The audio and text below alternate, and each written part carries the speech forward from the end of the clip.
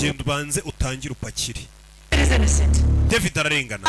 Umwana ni muzima. By a man named Hayden. Yashimuswe n'umugabo bita Hayden Payne. Hayden has been helping you. No. Hayden Payne ndabizi amaze iminsi agufasha. Oya ntago yamfashaga. Yadushukaga ahubwo ngo aturinde ukuri. Biriya bintu yaramaze iminsi abafasha biruka inyuma ngo yabaga ari kutuyobya ngo tutabona ukuri. Ndetse agiye kuva muri uyu mujyi. Numvishe voicemail yanyoherereje yari imeze nk'insezera. Agiye guhunga. Kandi nahunga ntago Mateo tuzongera kumubona. Bino bintu ushobora kumva ari ubusazi. That boy I found that night, it's not Matthew. Uriya mwana mwasanze mu buriri rya joro ntago ari Matayo. I know. Ndabizi. Bararuhutsemo. I know it wasn't Matthew. Ndabizi ko uriya mwana atari Matayo. Wawe wapfuye. It's a little boy named Martin Bishop. Uriya mwana yitwa Martin Bishop. Orphanage owned by the Paynes. Yari yaraburiwe irengero muri orphelinat ya ba Payne yo mu Busuwisi. Leta nano mwabimenye. Aho. Byiburi hatangiye kugira abantu bamwe na bamwe babyemera noneho banakorera inzego. Byibura bashobora kuba ari ikizere batanga. But it was only a matter of time before the FBI come calling. Umva nashyizeho abantu kugira ngo ahantu bahasukura ariko n'igihe cy'akanya kugira ngo FBI itangire guhamagara hano.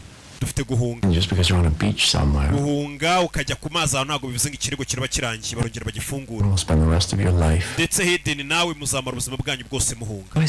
Andi mahitamo dufite n'ayahe. I think Matthew Burrows might still be. Abantu baratekereza ko uriya mwana Matayo Burrows ari muzima. Ashobora kuba ari muzima. What if he wasn't? Ese aramutse abaye atari muzima.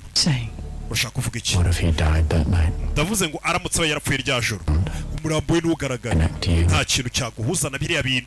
Nta n'impamvu yo guhunga ngo muve hano mugende. As the world is concerned, umva. He is a pain. Uriya mwana nk'uko isi bizi ni Payne. He may be the last of the Payne. Ndetse ashobora kuba ari nawe wanyuma muri ba Payne. Loves him. Ikindi Hayden aramukunda. Urumva n'umupolisi ariko ikintu buriya yaramuporopoje. Yaramubwiye kugira ubyumve neza mu rurimi benshi bumva ni nko kubwira n'umugore ngo kariya kana muri kwikorera mwirukankana ngo ni ka Matthew Burrows. Tukishe nona tukakica n'ubundi bazi ko kapfuye bakakabura burundu. Bazavuga atari ku bundi rindi wazanye igihe. Ubundi ikintu cyonyine kiri kugaragaza ko bino bintu bishobora kubakoraho ni igihe karakana kagaragara bahita bamenya ko kana ari kazima hari undi mwana wapfuye hari ababikoze ariko uyu mwana yishwe byanyabya akaburirwa irengero. Nta muntu wakongera kubahuza n'iki kirego. David Burrows yasubira muri gereza. Nibyo rero uriya yaraje abwira n'umukecuru ngo twamwishuriye mwana mu yandi magambo ariko yabishyizemo icyubahiro. Am I clear? Ibyo mvuga urabyumva? Okay, bagiye guhunga. Yafaye? Papa w'umwana ariko sha. What were you two talking about? Niba biri mwavugaga iki?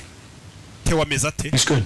Meze neza. He's in his room packing. Ari mu cyumba cyari gupakira. See anything? Hari ikintu yabonye? Oya. Make sure he stays in his room until we leave. Agume mu cyumba cy'impaka tugiye. Hayden. Umva Hayden. That detective knew everything.